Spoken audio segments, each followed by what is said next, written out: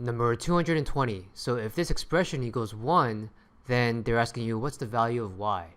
Well, you know cross multiplication in both diagonals have to equal each other.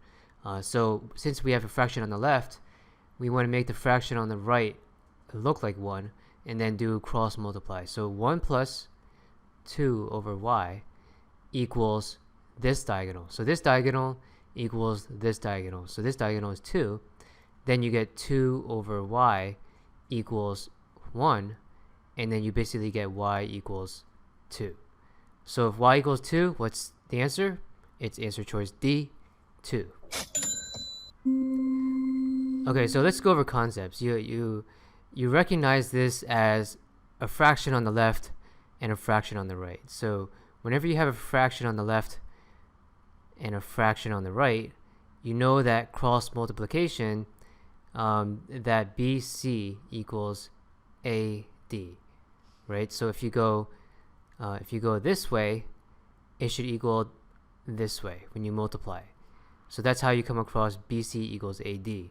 And the only difference here is, well, in this case, B, meaning this kind of fancy expression, is here. C is basically 1, and then D, we put it underneath to match this format.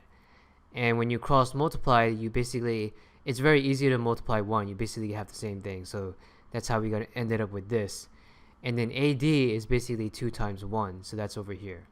So that's really the easiest way to do this, just to cross multiply. Another way you could have done this is you have the original equation here, 2 over 1 plus 2 over y equals 1.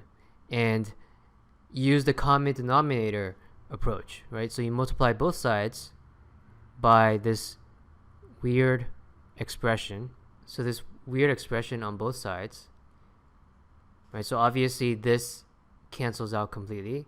So then you have 2 equals 1 plus 2 over y, and then 1 equals 2 over y, right? So you bring this 1 over, and of course you multiply that, y equals 2.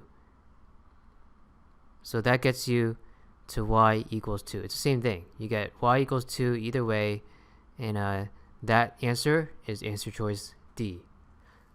So as a recap, we have this expression. We recognize it as, a fraction. We recognize it in this form, a over b, and c over d on the other side. The only difference is b is a little bit more complicated than usual, but since c has a value of 1, we can easily do it just this way, cross multiplying, and you quickly get y equal to 2. Choose D, and that's literally just 15 seconds that you can spend on this question.